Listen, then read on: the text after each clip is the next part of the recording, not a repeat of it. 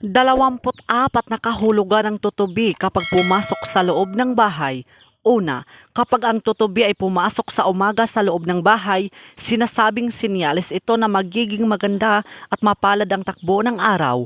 Pangalawa, kapag ang tutubi ay pumasok sa tanghali sa loob ng bahay, sinasabing sinyalis ito na may magandang oportunidad na darating sa pamilya. Pangatlo, kapag ang tutubi ay pumasok sa dapit hapon sa loob ng bahay, sinasabing tanda ito na may magandang pagbabago na malapit nang mangyari.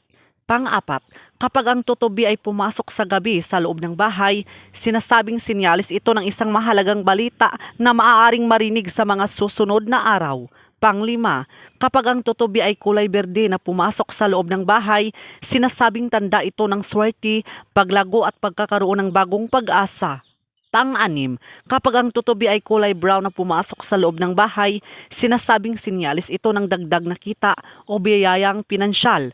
Pang-pito, kapag ang tutubi ay kulay itim na pumasok sa loob ng bahay, sinasabing tanda ito na kailangan mong maging maingat sa paggastos at paghawak ng pera. Pang-walo, kapag ang tutubi ay dumapo sa kamay mo, sinasabing sinyalis ito na may bagong pagkakataong mapapakinabangan mo. Pang-siyam, kapag ang tutubi ay dumapo sa ulo mo, sinasabing tanda ito ng pagkakaroon ng magandang ideya o tamang desisyon. Pang-sampo, kapag ang tutubi ay dumapo sa balikat mo, sinasabing sinyalis ito na may taong handang tumulong at sumuporta sa iyo. Pang-11, kapag ang tutubi ay dumapo sa mukha mo, sinasabing tanda ito ng masayang balita o magandang sorpresa. Pang-12, kapag ang tutubi ay lumabas sa bukas na bintana, sinasabing sinyalis ito na may mabigat na suliraning unti-unting mawawala.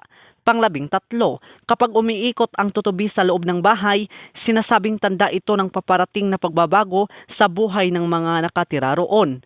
Pang-14, kapag ang tutubi ay dumapo sa pintuan, sinasabing sinyalis ito na may bagong taong balita o pagkakataong papasok sa inyong buhay.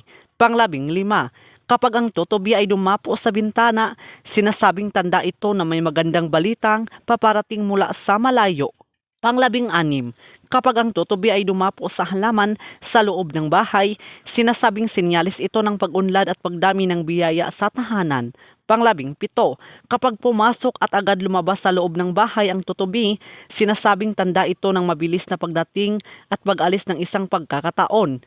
Pang-18, kapag ang tutubi ay dumapo sa kortina, sinasabing sinyalis ito ng pagbabago sa kapaligiran o buhay ng pamilya. Pang-19, kapag ang tutubi ay dumapo sa mesa, sinasabing tanda ito ng magandang pagsasama at kasaganaan ng pamilya. 20, kapag ang tutubi ay dumapo sa kisami, sinasabing sinyalis ito na magiging payapa at ligtas ang tahanan. 21, kapag ang tutubi ay dumapo sa pinto ng silid, sinasabing tanda ito ng bagong pagkakataon na may kaugnayan sa taong gumagamit ng silid. 22, kapag ang tutubi ay dumapo sa ilaw, sinasabing sinyalis ito na magkakaroon ng kaliwanagan sa isang problemang matagal nang iniisip.